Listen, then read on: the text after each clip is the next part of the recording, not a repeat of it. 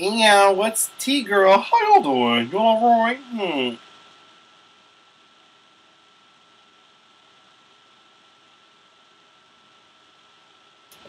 I forgot what the fuck I was gonna say. Oh! I still forgot. Damn. I could use some words right here in this area that'd be real good for me. What the fuck am I doing? Billboard Music Awards. Hit it! BTW, I didn't bother to dress the top or the bottom half, so I don't want to hear shit. For like the first fucking hour of the Billboard Music Awards, I didn't know nobody there. There was all a bunch of motherfucking strangers to me. I was like, if they bring one more stranger bitch up on this stage to perform, I'm turning this shit off. You know what I'm saying? And the music was like the music that be playing inside H&M. It was like an H&M music concert and shit. I couldn't handle it, girl. I was like, and girl, like I was saying, for a good part of the Billboard Music Awards, I didn't know who nobody was, girl. I didn't know who anybody was, girl. I was just amongst motherfucking strangers, girl. I was amongst the motherfucking strangers, girl. I didn't know who anybody was, girl. It wasn't until Monica and Eric Benet came out that I was like, I know these motherfuckers. I know these motherfuckers, girl. And when I tell you, bitch, I got excited. Girl, I got that excitement that you get when you go out of town, bitch, and you be driving around and shit. You go out of town, go out of state, and you be driving around, and at first, you don't see no black people. You don't see no black people at all. Then all of a sudden, out the corner of your eye, you spot your first nigga. You spot your first nigga like, I knew he was out here. Dig on right there. I knew he was motherfucking out here. Just me. Chris Brown came out on stage and basically gave us what he always does, you know what I'm saying? To me, Chris Brown has not given me a new performance. He just gives me the continuation from the last performance that he did. You know what I'm saying? Like, oh, here's some more of the last performance that I did. You know what I'm saying? It's just the same fucking performance, just the continuation. I got boogers in my nose that's throwing me off. Oh, Chris Brown was lip-syncing for his life, girl. Chris Brown was lip-syncing for his life. However, RuPaul did have to tell that nigga to sashay away because the lip sync was a fail, girl. It was one point where Chris Brown was just out there like, turn up the music, turn like, bitch, I can't. Brown took off that jacket, girl. Ted Hut, Isaac, Bingo, Pekino. Then this was the part of the show that kicked up my crazy.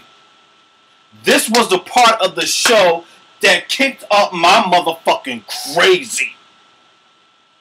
Best R&B album or some shit to that effect, girl, because I can't remember what it was because I erased the foolish shit from my memory.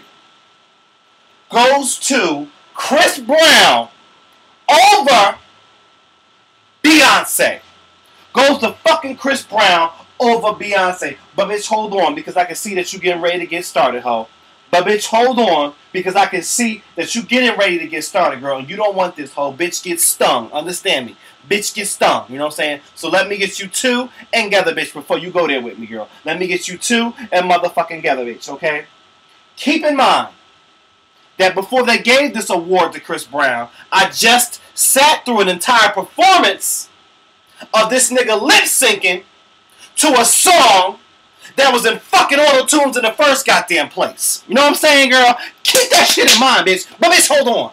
And I don't give a fuck if he took off his motherfucking shirt. The shit still didn't distract me from the fact that he wasn't singing.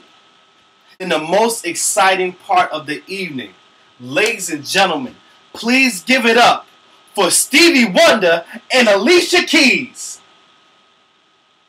Wait, haven't we seen that pairing before? Like twice already? Just me? I've seen these niggas together before. Am I the only person that gets nervous when Stevie Wonder stands up?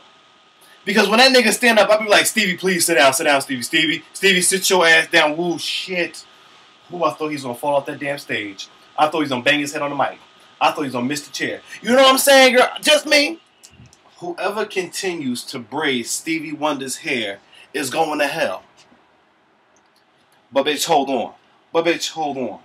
Because I'm about to fuck up your whole world. So let me apologize to y'all ahead of time. Because once I say this shit, y'all gonna be like, you know what? This nigga right here, I can't fuck with this nigga right here.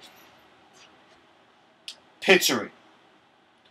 The day Stevie Wonder takes his braids out to get them shits rebraided. Bitch, picture that Cause the motherfucker ball from right the fuck here all the way back to right about here where he got some hair. Picture him taking the braids out from right here and that shit just sticking out all kind of...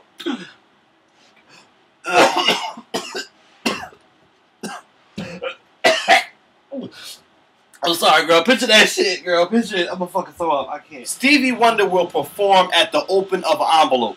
I don't see this nigga perform at every single award show, every single tribute, everybody's funeral. Stevie Wonder, I'm surprised that the nigga didn't pop up behind Mary J. Blige in a crispy chicken commercial and just be like, crispy chicken, fresh lettuce, 3 cheeses, fresh dressed and wrapped up in a tasty flour tortilla.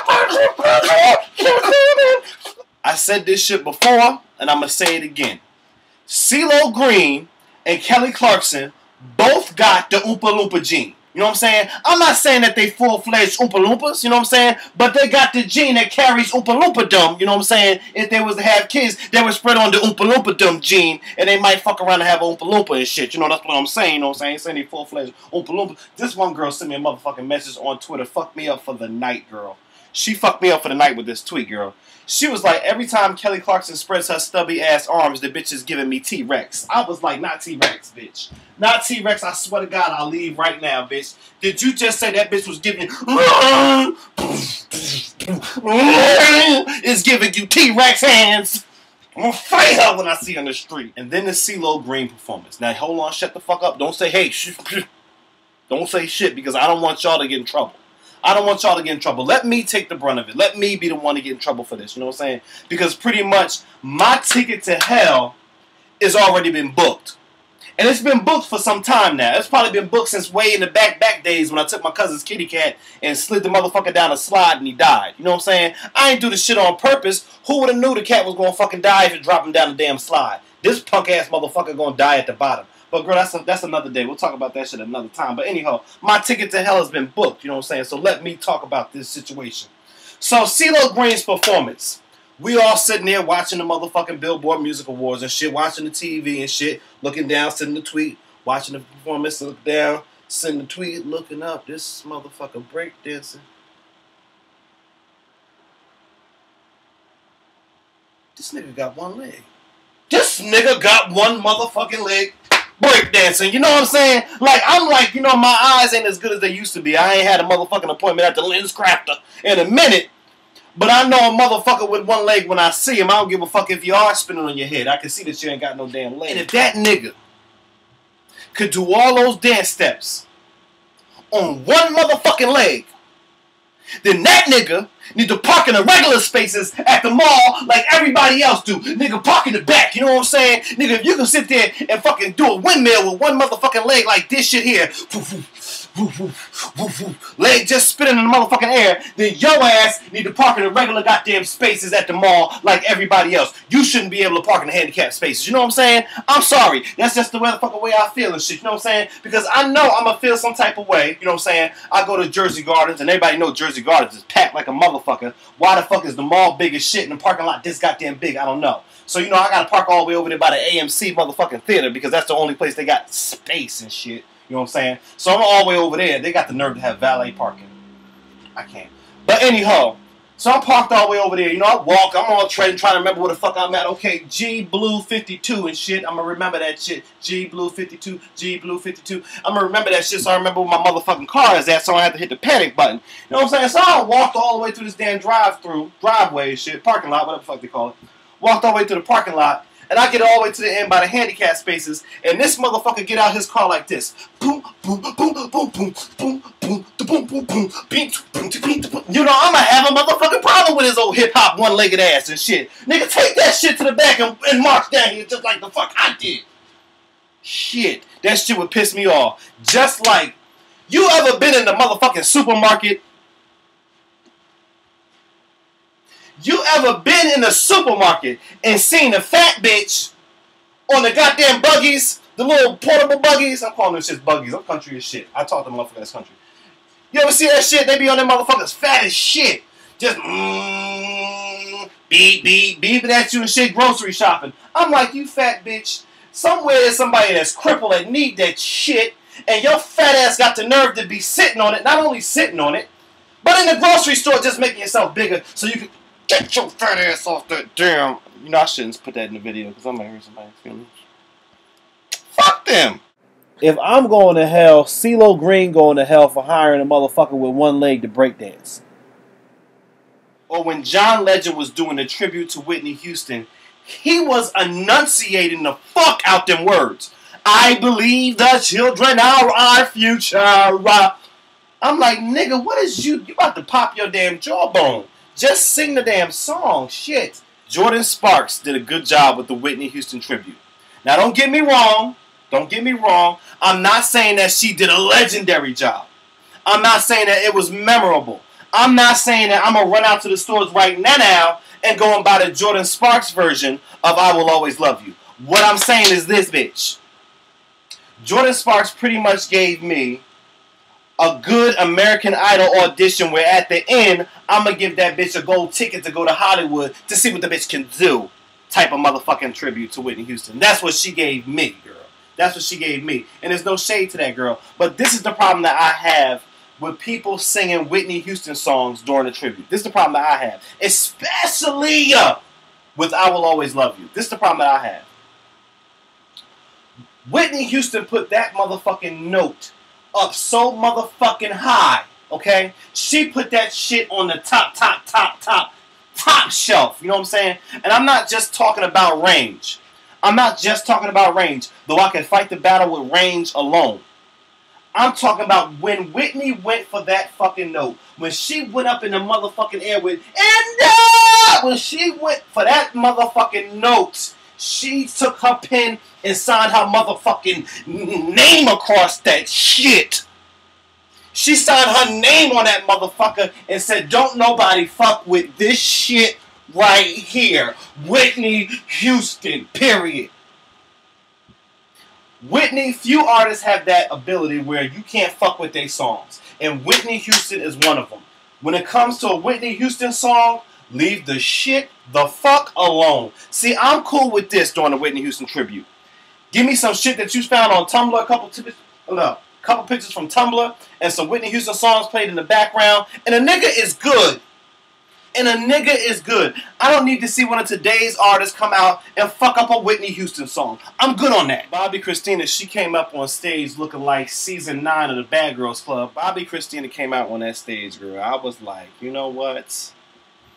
If she don't look like Bobby Brown's Drag Race, girl, Usher did the best magic trick in the world, girl. When he took that blanket up in the air and turned fish into trade, I was like, yes, Usher, girl. You better get rid of that motherfucking fish and bring that trade out on the motherfucking stage. He was like, you know what? She's not working for me. Ta-da, look. He's just like me. He's just like me. Katy Perry, I owes that bitch shade. I owes that bitch shade. Katy Perry looked like sperm. Katy Perry came out looking like the spin cycle on my washing machine. I was hoping the bitch was going to fall. I really was. I was hoping the bitch would fall. Really, Katy Perry didn't Pink do that shit already? Katy Perry's performance looked like a fucking fabric softener commercial. I'm waiting for Snuggles the bear to snuggle up against that bitch. You know what I'm saying? Taylor Swift wins Artist of the Year. Some shit like that. She won one of the big awards of the night, right?